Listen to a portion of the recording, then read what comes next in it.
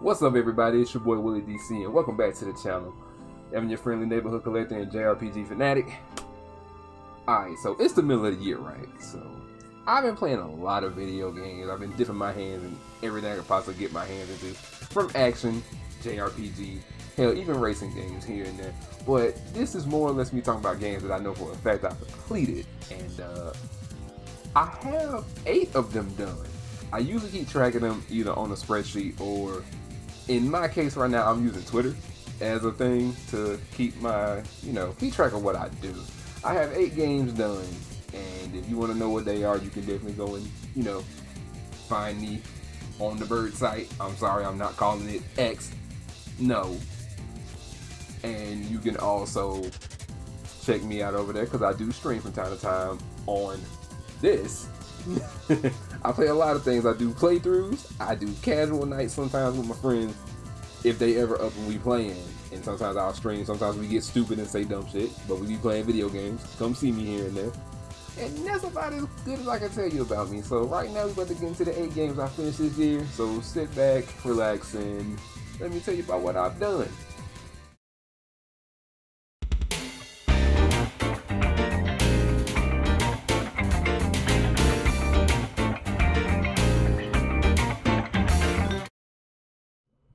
Alright, now before we begin, I do want to let it be known, I don't have none of this scripted. This is just kind of going off the top, and I'm looking at my tweets right over here. So that's how we're going to go. But to start off, first game we're going to talk about that I finished this year, Adventures of Mana, or as we know, it's from the Seiken Densetsu series.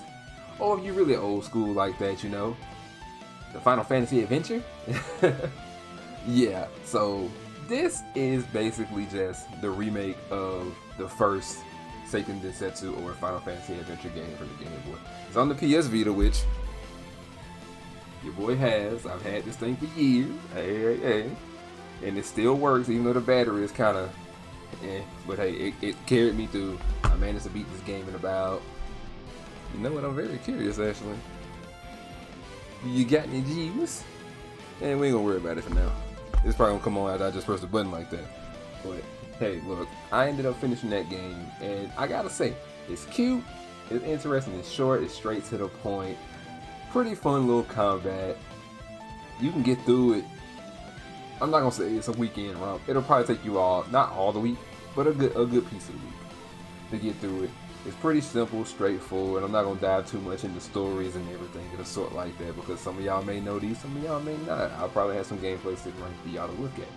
But it was pretty cheap on the Vita, and I couldn't pass it up. And I'm like, why not try it out? Plus, it's touch screen. It's also on mobile phones as well. Check it out if you get a chance. Not too bad of a game, but it does have a few parts that are a little bit frustrating to the ears, or at least frustrating to you because you got to figure out what goes where, what does this. Yeah. But it's cool. I ended up finishing it. It was one of the first things I finished this year before I ended up jumping into this next game. Same developer, same publisher. And you'll know exactly what I'm talking about when I do.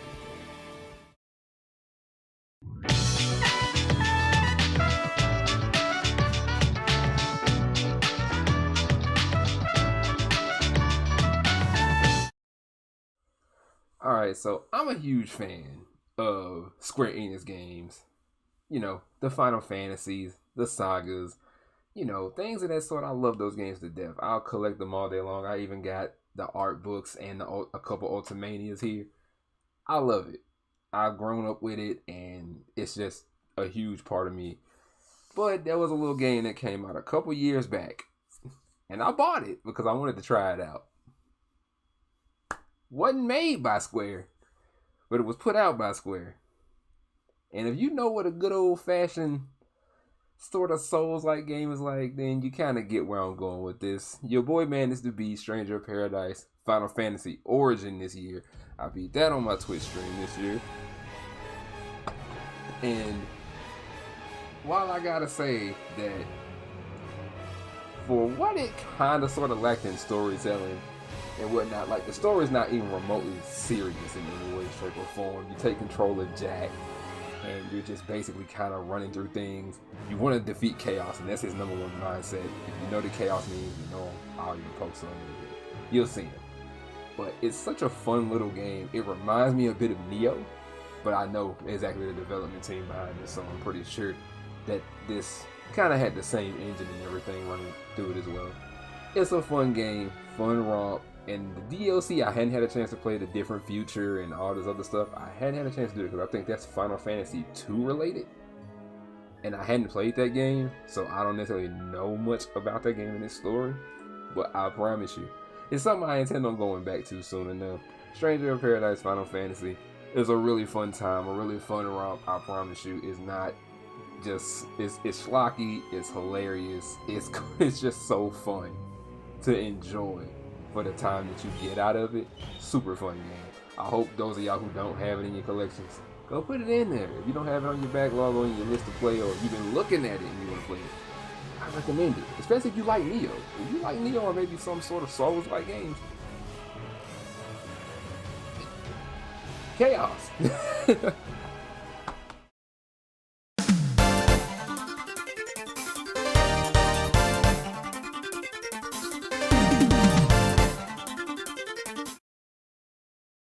Alright, so for this next game, I don't have a case to show you because I don't own it.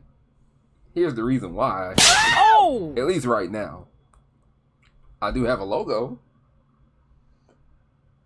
And I managed to beat this game as well on my stream. And you know, one thing I gotta say, shout outs to Treasure. Treasure video games just don't miss. They don't. Like, their games are fun. They tough, but they're fun. You ever play Gunstar Heroes, Ikaruga? If you've ever played either of those two, then Silhouette Mirage can kind of fit right in the middle of that, because it's such an interesting combat system for something that's literally just a, well, honestly, I can't call it a Mega Man clone. I won't do that. That won't do this game any justice for me saying such a thing. But if you like something similar to Mega Man, but it has the characteristics of something like Ikaruga, and it has like a leveling system of some sort, or at least an item shop where you can switch weapons on the go and be able to fight and, you know, use certain weapons on this type of enemy, so on and so forth. And it provides a challenge, because I learned after playing this game that the Japanese version for the Saturn was much easier in comparison to what we got here in the States on the PlayStation. So it's a game that I will cautiously recommend it to you. But if you are someone who likes retro video games or older video games of that type, come back and play this. It's colorful, it's cool, it's fun. If I can't remember what year this came out, but it definitely radiates that late 90s, 2000s anime style. It really does. It resonates that feeling so well throughout its game and throughout the cutscenes that are in the game. Treasure did a very good job for this. I consider it super good. Very unique game. If you find it for at least a halfway decent price, even if it's just a disc and you can just get a replica case somewhere, do it. But if you know the other way you can go about playing it, do that. It's a fun game. It's a fun game. It's short. You'll be done with it before you know it. And it does have different endings. It has different endings that depend on certain actions that you do, either somewhere towards the end of the game or what you do before you get to a certain part, or if you finish something in a certain amount of time. It does have that going for it. So it's not necessarily a multiple playthroughs type of game, but it is a game that you can play through it within like a few hours. It's there. Like I said, our version for some reason in the States is tougher than the Japanese version, because they make us pay more in in-game currency towards the weapons we want. And I think the way the weapons work towards certain enemies is completely different. So if you want to play the Saturn version, you can. There's a way. And if you can't afford to get the PS1 version, there's a way. So yeah, Silhouette Mirage, super cool game, super fun. I enjoy it. Check it out.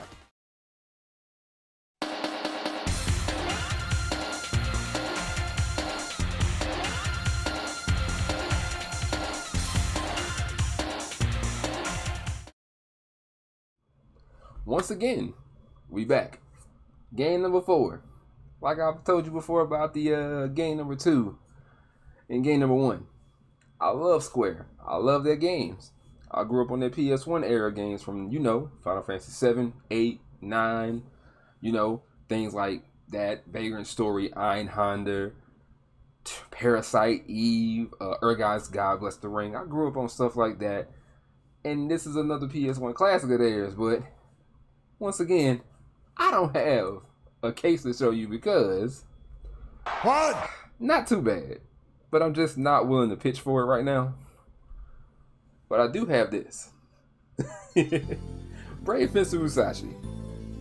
I've seen this game numerous times throughout my childhood. It is a game that I've always wanted to play but never got a chance to. I've always known that back then, we had demos on the disc back in the day. Previews of the upcoming game for that year or for the next year. They'd give us a piece of the game to play, where some of them games had well, I know Musashi had like a disc that had like multiple games on. Like it was like a sampler disc, and like 4 different things were on there. Like 3 of them were like 3 of them were games, but one of them was like a preview. I can't remember, but that disc does sell separately from what I've seen online. So if you want to get it complete, you have to get both discs if you're trying to buy Brave Prince of Musashi. But like, there was Final Fantasy 8 that had something, 7 had something, other properties that Square had always had a demo to another game that they were getting ready to put out. So it was a way for you to get a taste of what they had coming up. And I never got a chance to play this game as a kid, never got a chance to buy it as a kid, but I got a chance to play it because shout out to the internet and the way it runs. So I'll just get down to the nitty gritty of it. This game is a classic, and I truthfully see why it is. It's so lighthearted, it's charming, it's an action RPG. Musashi is such a silly character. I love him. He's hilarious. The whole crew of like everything around him is just funny, and everything is almost like a play on words too, in relating to either like food or like something of the sort. Any type of like personal items, things like that. And it's awesome. I love the gameplay of this, especially with the sword that he has, the fusion sword. You throw it at an enemy, you press a button really fast, you get their ability for the time being. I thought that was really fucking cool. Then you end up getting these other abilities to help you out from like, plot important items. I'm not gonna spoil it, even though I know this game is well over 20 years old. Still, just a thought. I have to say, man, it's a fun ass game. If you can ever find your way to it, no matter how you do it, play it. It's so fun. It's fun, and it's definitely a good ways away from having these large ass games that need big ass updates. The game is there for you. Trust me, you're gonna love it. It's fun, funny, cute, lighthearted, charming. It has a moment or two where it kind of gets dark and dire, but Musashi breaks all of that in half with his comebacks, his wits, and him just being like, I'm trying to get the job done. Can y'all just get out of my way, please? So yes, Brave Fencer Musashi, really awesome game. I love it, and if I can play it again, I probably more than likely would. It's super solid.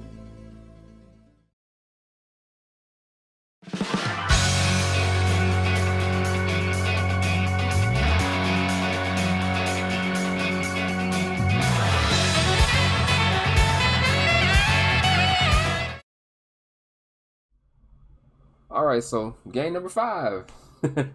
Oh man. More Square shit. I love Square Enix. Like I said before, I love their games. I have such a history with all of their titles and a lot of their franchises that I feel it'd be wrong if I didn't play this, and it'd probably be wrong if I didn't mention this, but I actually beat that this year. I started that game the year I got it, started streaming it, enjoyed the piece that I did, but I put it down and just stopped playing it. And I'm mad at myself for numerous reasons for why I did that. But when a certain little sequel got ready to come out, I was like, okay, this game gotta get beat before, and I repeat, before that releases, so I can have that home and I can play it. And this ought to tell you what game 6 is gonna be, but Final Fantasy VII Remake. Seeing the trailer for this so many years ago, seeing them introduce this, just blew my mind, because I never in my days, I'm taking this might have been Square's case of we need to really bring a heavy hitter out, and they did with this here. This game released everyone and their grandma that loves Final Fantasy, or at least Final Fantasy 7, ran out and got it. I love this because I have history with the original game, and I'm not ashamed to admit this. Why am I taking my time? I never beat the original. Fool this man! But we ain't gonna talk about that. I got pretty far into the original that I know what's going on, and I got what's happening, and you know there's some things that people just don't mind keeping rotating as like either a running joke, a very important iconic scene or three, and things of that sort. So yeah, but me getting this was one of my best things ever, and me finally going back to it and finishing it was one of the best things ever. This game has a hold on my heart, and I love it to death.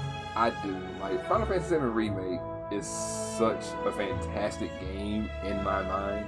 I'll admit that while it does have its faults here and there, Remake is awesome from top to bottom. If you are a fan of the original and you've been iffy on like getting into this, don't be, because there's a bundle right now that will allow you to get both Remake and this for like cheap. Well, not even necessarily cheap, but almost like for like little to no more than like the cost of a brand new copy of this. Or if you just want to get them separate, play them separate, do your thing. Final Fantasy VII Remake, gorgeous from top to bottom, soundtrack's amazing. I love how they fleshed out the characters more within this game and the next game. I love how they flesh these characters out. It makes you really like them more than what you should, because you may have loved them back then, back in 1997, but coming forward to this point in time, to the year 2024, did they just knock it out of the park with characterization, expanding upon things, this, that, and the third. You'll just end up loving it, especially with how they do the opening mission and all. I feel like I'm running a little too long talking about this, but it don't matter, man. Final Fantasy VII Remake is a gorgeous fucking game. It's an amazing game. So yeah, coming from me, someone who just loves RPGs in general, but definitely has a real soft spot for Final Fantasy, go get this. Go get this. It's well worth it. Even if you don't make yourself play the OG first, to kind of get like more, not necessarily more context, but get like a ground basis of the game before you hop into this. And there's a lot more side material apparently, including Advent Children. Plus there's like books, like I think The Tale of Two Paths, which is based in these newer games. Then The Kids Are Alright and On Our Way to a Smile, which are two books I'm going to buy soon because they go before Advent Children. So yeah, those things. And Final Fantasy VII, go play that Remake, go get it.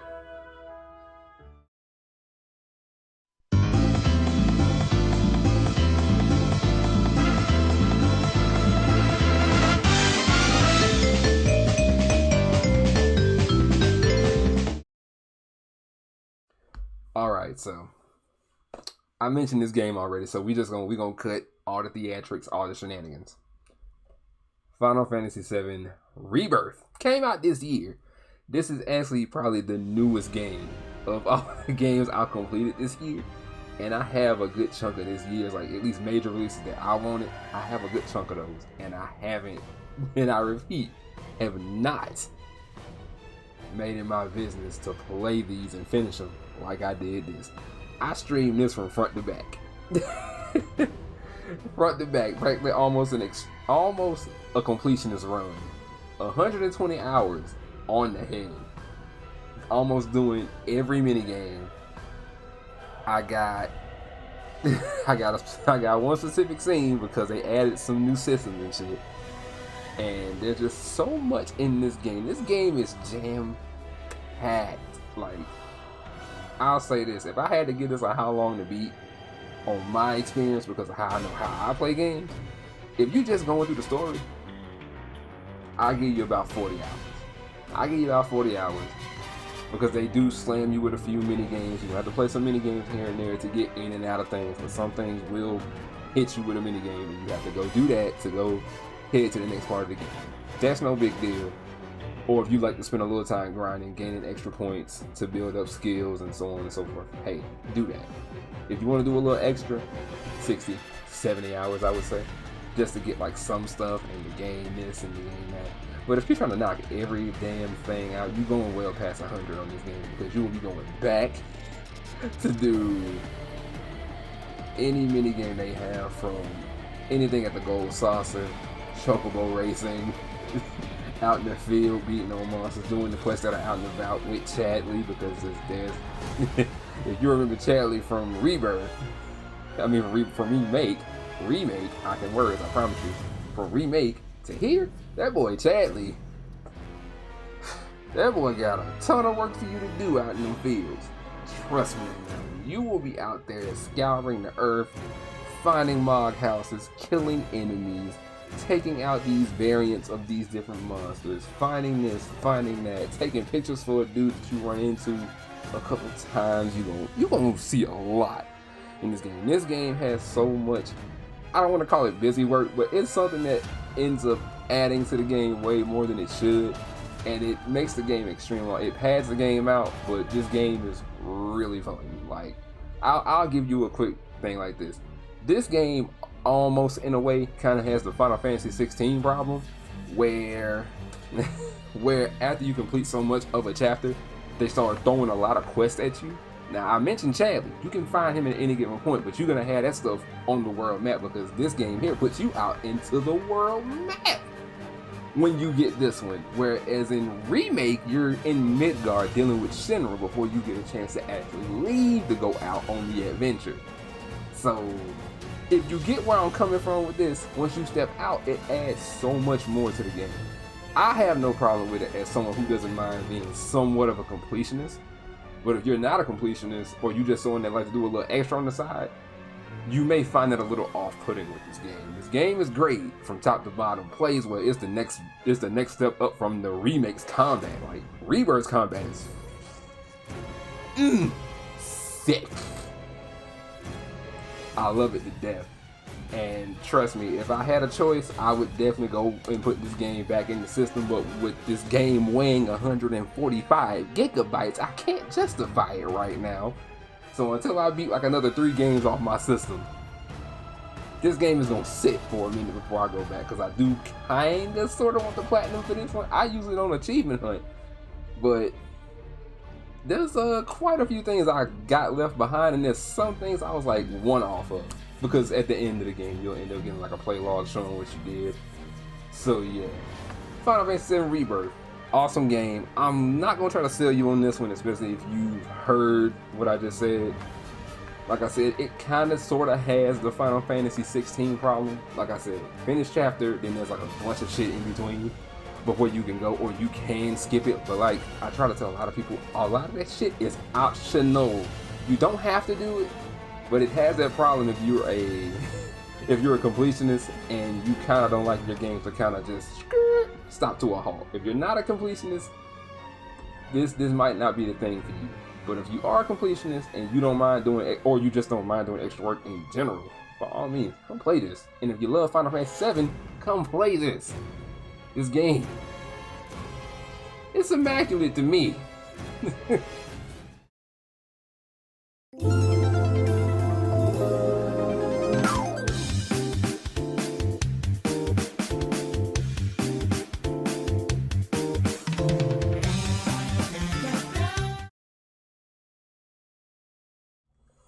Alright, so now that we kind of out of the Square Enix woods, let's talk about an indie game that I ended up finishing. It's an indie Metroidvania. I played this game last year on my stream. It's a Metroidvania called 9 Years of Shadows. It's basically this game about a world where it lost almost all of its color in a way, and you end up having to kind of fight off the entities that are holding it back, and gaining said color to the world back, plus a couple other things here and there. I won't delve too deep into the story. Like I say, it's super short game. You can get it done within like anywhere between like 7 to 10 hours, especially if you find yourself having a little trouble like winning your fights and whatnot. But 9 Years of Shadows is a beautiful game. It's on PC. It's also on Switch if I'm not mistaken, so there is a way to get it physically. I think it may be a limited run type of game, like one of those games like the Rare, the Limited, so on and so forth, whatever you call those type of companies that put those games out, they usually have it. But 9 Years of Shadows is also on PC, on Steam, so if you see it, go grab it. I definitely recommend it as a Metroidvania type of person. Like I said, it's colorful, the music is great. Michiru Yamane is on the soundtrack for this game. So if you are a fan of Yamane's music, go get 9 Years of Shadows. If you like the combat of Metroidvanias, come play it. Like, I really don't know what more I can say about this game aside from the fact that it's beautiful, it plays well, has a pretty interesting story. I love the mechanics of this game. I do like it. It's really cool. It's really fun. It's super intuitive and very interesting. Like it's so good and simple that I think that anyone can pick it up and play it, and it's not gonna hurt to sit down and play something like 9 Years of Shadows, because it's not like your typical super long like Metroidvania. It's not in the vein of Symphony of the Night. That's what I will say, because you can just keep killing shit left and right. You can get stronger, but you don't level up. It doesn't have a proper like level up system, more or less. You kind of gain new suits and armors. Think like Metroid. You gain stuff like that.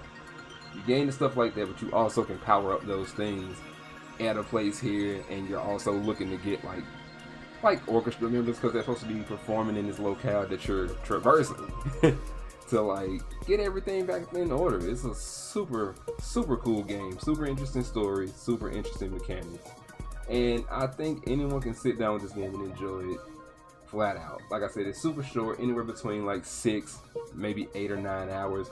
You'll be done with it, especially if you go ahead and grab everything and be done.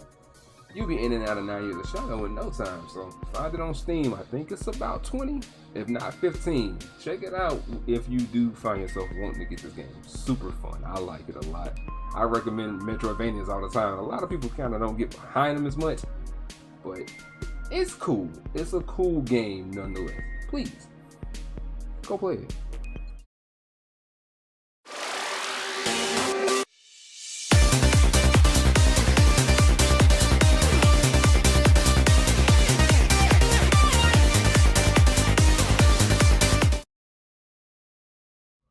Alright, so for the final game on my list, this is a game that I used to own as a kid. I do own a PS2. It's sitting right here in front of me. I got one of the silver slim joints. I bought that like 12, 11 years ago, way when I was in college. I went and got this thing. It still operates to this day. Thank you. We love you. I had this game when I was a teenager, and I played it, but I think I got stuck on a boss battle. I cannot clearly remember that, but I didn't go extremely far into the game, I realized, after playing this game on stream itself. And here it is right here. Nano Breaker for the PS2. Came out in 2005, and at that time I would have been, I'm aging myself here, so please forgive me, I would have been 13 at the time when this game came out. But I think I got this game a little taste later, maybe from like a random pawn shop or something like that. I got it from there. And it's a game that's basically like an action hack and slash, and it's done by the man who was working on Castlevania during that time, Koji Igarashi, or as we know him shortly as Yiga. Yeah, he worked on this, and I gotta say, it's an interesting concept, super interesting concept for a game. You're basically like this soldier, this cybernetic soldier that has been sent in to stop these nanomachines from rampaging on this island. And I have to say, the more I kept looking at the case after I played this game some, I kept looking, I'm like, y'all remind me of someone. Y'all will see it when I put it on the screen. Y'all will see what I'm saying. So I kind of call this game Metal Gear Rising Light. This is before Metal Gear Rising became a thing. This is one of Konami's games, but it's a short romp. You can get this done within a weekend's time, maybe if you sit down with it for a few hours a day. You can get this done in no time flat. It's fun. To me, it's fun. It's colorful. I like the combo system of the game. I do like that, because their character is basically like a cybernetic soldier.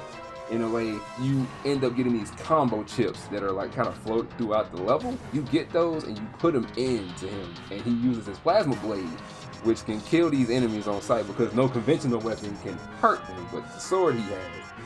And what he does with those combo chips is like, it adds more pressure to his combos.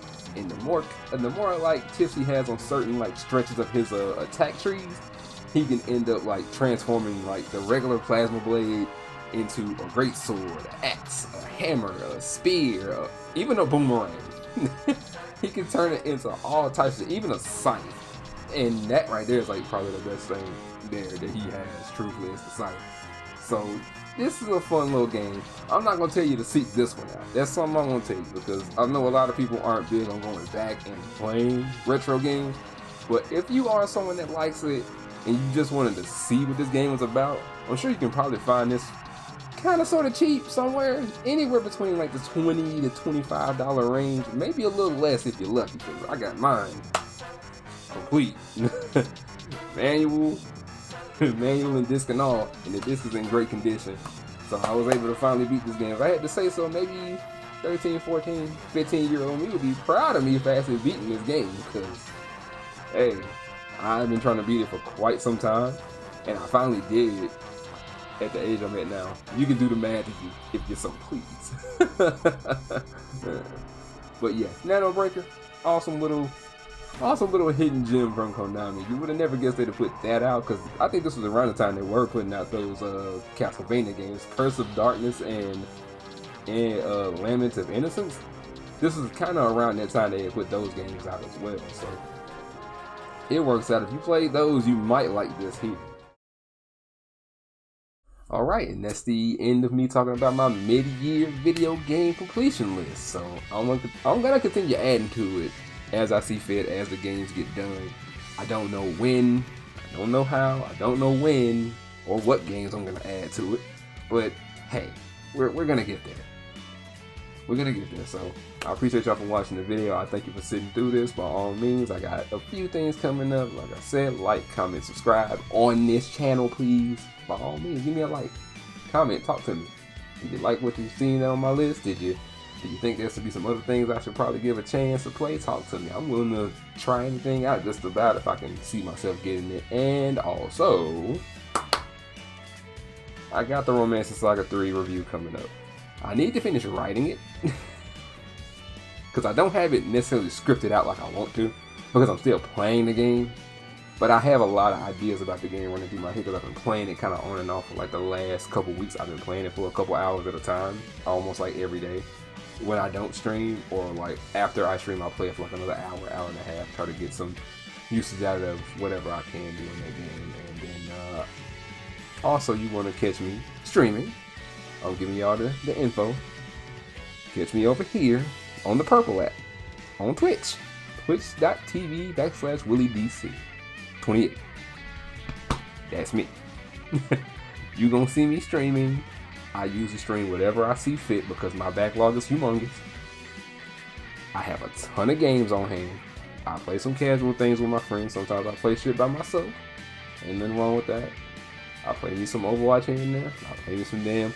I guess we gonna be playing Valorant a little bit more when it comes out of beta phase, I guess. Apex, I do that.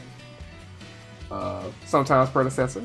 That's mostly shit I do with my friends, and then things I do with myself usually ends up being the RPG playthroughs, the platformers, the Metroidvanias, anything of that sort. There, things that I really know I like, that are like, they give me a little piece. I play those on my lonesome on my channel on WillieDC28 over on Twitch.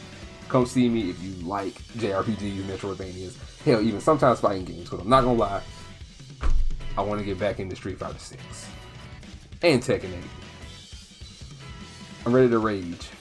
My stick is back there waiting. It's collecting dust. I need to clean it. Anyways, check me out over there.